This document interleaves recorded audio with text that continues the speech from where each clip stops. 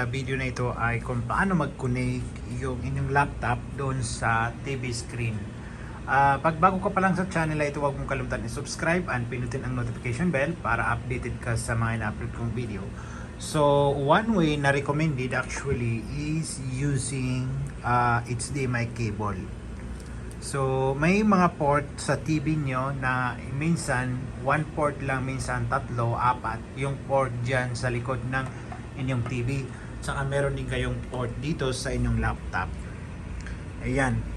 So, yung mga ibang laptop, yung mga bagong laptop ngayon, walang port na HDMI. Yung pinamang old na laptop, BG ang nakalagay. So, isaksak nyo dito, i-connect nyo siya dito. So, pag connected siya dito, tapos, nag-shoot dyan sa TV. Pag hindi nag-shoot dyan for some reason, kailangan nyo pumunta dito sa inyong remote and hanapin nyo dito, punta kayo dito sa source. Yan, source. And then, dyan sa source, hanapin nyo yung port dyan. So, pwede yung port nyo, kasi marami ako dyan port, 1, 2, 3, HDMI 1, 2, 3. So, piliin nyo dyan. So sa akin, HDMI 3, halimbawa yan ay AC-select ko siya. So yan, nag-ano na siya, nag-show na siya. Tapos yung mga laptop na walang HDMI ay pwede kayo gumamit ng ganito. Ang tawag nito ay minsan all-in-one port, 5-in-1 port na ano. Tapos meron siyang HDMI dito. Ayan. Meron siyang HDMI dito, so dyan na i-connect.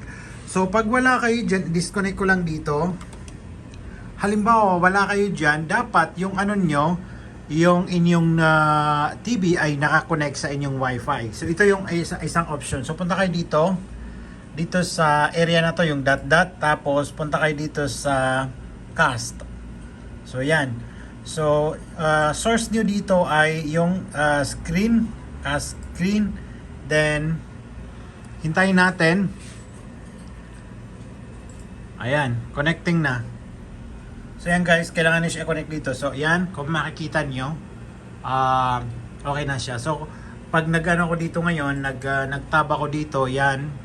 Tapos pag minimize ko, pupunta rin siya dito. So pag di-disconnect nyo siya dyan, punta kayo dyan at saka stop. So ulitin ko lang, punta kayo dito sa tatlong dot.